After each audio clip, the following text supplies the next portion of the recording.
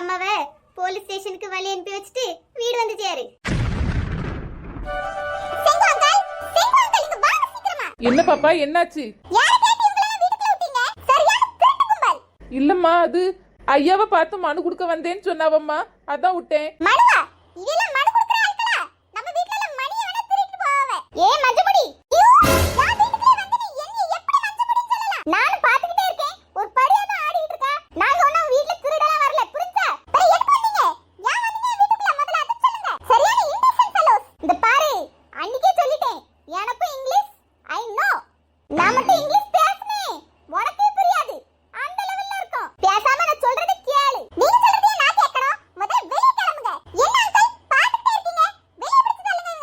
தயவு செஞ்சு வெளியே போயிருங்கம்மா.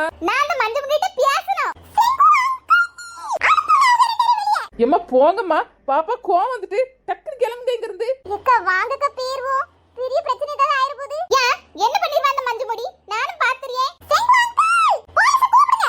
இதுல ஜெயில போடுங்க, ஆத்திர அடங்கும். ஏக்கா நல்லா இருப்பியக்கா, நான் ஜெயிலுக்குலாம் போகணும்னு ஆசைப்படல. வாங்க டக்குனு கிளம்புவோம். போங்கம்மா. இது ஒரு பெரிய கலவரமே நடந்துட்டு இருக்கு. நீங்க என்ன ருஸ்ட் காபி குடிச்சிட்டு இருக்கீங்க? சும்மாவே இருக்கீங்களே, காபி குடிங்கன்னு தந்தாவ, அதான் குடிச்சிட்டு இருக்கேன். நல்ல திக்கா இருக்கு, நல்ல பால் ஊத்தி செஞ்சிருக்காவ பத்த. திக்கா இருக்கா திக்கா? இங்கே உட்கார்ந்து காபி குடிச்சிட்டே இருங்க. இப்போ போலீஸ் வரும், போலீஸ் உங்களை ஜெயிலுக்கு கூட்டி போவோம். அங்க போய் களிய தின்னுங்க. எம்மா வாம்மா போவோம், போலீஸ் கேஸ் வந்த போகுது. நான் அந்த காபி குடிச்சு முடிச்ச பிறகு வந்திருக்கலாம்ல. உமா நான் கிளம்பியேன், உங்க அம்மாவை ஜெயிலுக்கு வழி அனுப்பிட்டு அப்புறமா நீ வா. வந்து தொலைமா. நான் நினைச்சதை விட பெரிய திமிரு பிடிச்சவளா இருக்காளே இவ. ஆமாக்கா, எதுக்கு எடுத்தாலும் என்ன அலறலறியா? உடனே போலீஸ்ங்க பேச கூட மாட்டேங்கலக்கா. ஆமா உமா, எப்படி இந்த கல்யாணத்தை நிப்பாட்டன்னு எனக்கு தெரியலையே. நீங்க ரெண்டு எதுக்கு இவ்வளவு கவலைப்படுறீங்க? நாளைக்கு எவ கல்யாணம்? என்ன முறையா பொண்ணு கூட பார்க்கல, பூ கூட வைக்கல. அதெல்லாம் வச்சாதான் நீங்க கவலைப்படணும். என்ன ரெண்டு குடும்பத்துக்கு பிடிக்கணும், பேச்சு வார்த்தை ஒத்து போகணும், ஜாதகம் ஒத்து போகணும், அப்படி 1000 விஷயம் இருக்கு. அதுக்குள்ள போய் இந்த கல்யாணமே நடக்காதுன்ட்டு இவ்வளவு எதுக்கு கவலைப்படுறீங்க? இப்போ இவ்வளவு அறிவா பேசுறீங்களே, போறதுக்கு முன்னாடி இதெல்லாம் சொல்லிருக்க வேண்டியதானே? நீங்க ஒரு பெரிய மனுஷி தானே. அது இப்போ ஒரு காபி குடிச்ச பாத்தி அந்த வீட்ல இருந்து, அது குடிச்சதுல இருந்து மூளை அப்படி சுறுசுறுப்பான மாதிரி இருக்கு. அதான் அடையலவே. இது தெரிஞ்சிருந்தா உங்களுக்கு அப்பமே ஒரு காபி ஏன் தந்திருப்பேனே. அடுத்து எப்படியும் பூ வைக்க போணும், பொண்ணு பார்க்க போணும்னு ஏதாவது பண்ணுவவ. அப்போ எப்படியாவது பூந்து கலச்சு விட்டுற வேண்டியதான். ஓகேக்கா. ஏ பசங்க மக்கா, டக்குனு யாருமே எடுத்து பிடிங்க. இம்மா யாரு? ஆமா ஆமா ஆமா, எம்பிஏ படிச்சுட்டு மும்பைல பெரிய கம்பெனில வேலை பார்க்கறான். ஓ அப்படியா, ரொம்ப சந்தோஷம். சரி சரி சரி சரி, நீங்க கேட்டு சொல்லுங்க. உங்களுக்கு சரின்னா நாங்க நாளைக்கே பொண்ணு பார்க்க வந்துடுறோம். சரி வச்சிரேன். எம்மா என்னம்மா சொன்னாவ? பொண்ணு உன்னை மாதிரி எம்பிஏ தான் படிச்சிருக்கலாம். அவி வீட்ல யாரும் உன்னை பார்த்ததில்ல பத்தியா, அதான் போட்டோ கேட்டிருக்காவு. அன்னைட்ட சொல்லி போட்டோ அனுப்பி வைக்கேன். என்ன அதெல்லாம் பார்த்து பிடிச்சிருந்தா நமக்கு ஃபோன் பண்ணுவாவ. அவி வீட்ல மட்டும் எல்லாருக்கும் பிடிச்சிட்டுனா நாளைக்கே பொண்ணு பார்க்க வரேன்னு சொல்லிருக்கேன். பாப்போம் எப்படி அவளுக்கு பிடிச்சிருக்கோம் நம்புறேன். அப்படியே சரிம்மா. எம்மா நான் உள்ள இருக்கேன். என்ன சரியா? கல்யாணமே வேண்டாம்னு சொல்லிட்டு இருந்த பிள்ளை இப்ப எவ்வளவு ஆர்வமா கேட்கான். இந்த பிள்ளைய ரொம்ப பிடிச்சிட்டு போல இருக்கு. எப்படியாவது இந்த பிள்ளைய நம்ம பையனுக்கு கல்யாணம் பண்ணி வச்சிரணும். பொண்ணு பேர் ஏதோ சொன்னாவளே, என்ன சொன்னாவ? சரி நாளைக்கு பொண்ணு பார்க்க போறோம்ல, அப்ப கேட்டுக்கிடுவோம். எவ்வளவுக்குள்ள கல்யாணமே வேண்டான்ட்டு இருந்தோம். ஆனா திவ்யாவை பார்த்ததுக்கு அப்புறம் எல்லாமே மாறி போச்சு. திவ்யா எப்படி நம்ம போட்டோ பார்த்து சர்ப்ரைஸ் ஆயிருவா.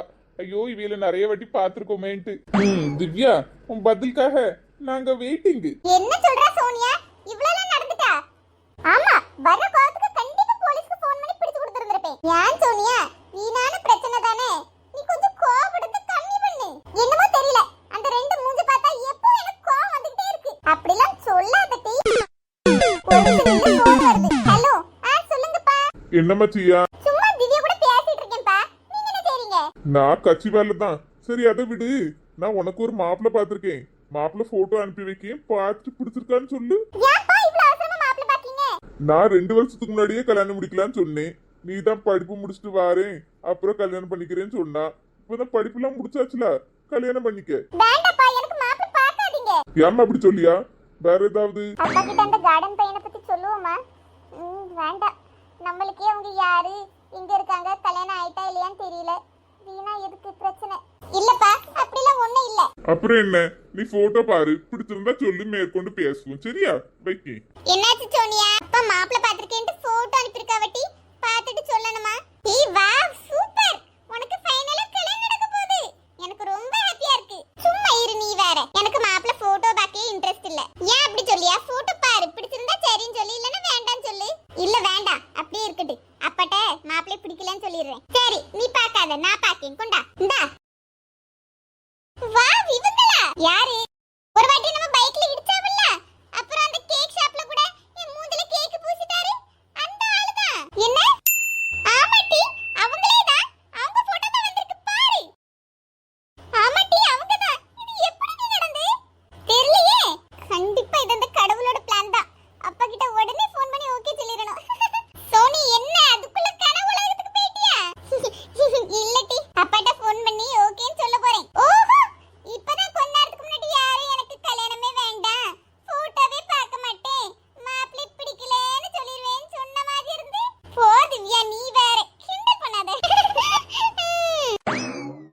ஓ திவ்யா ஓ திவ்யா.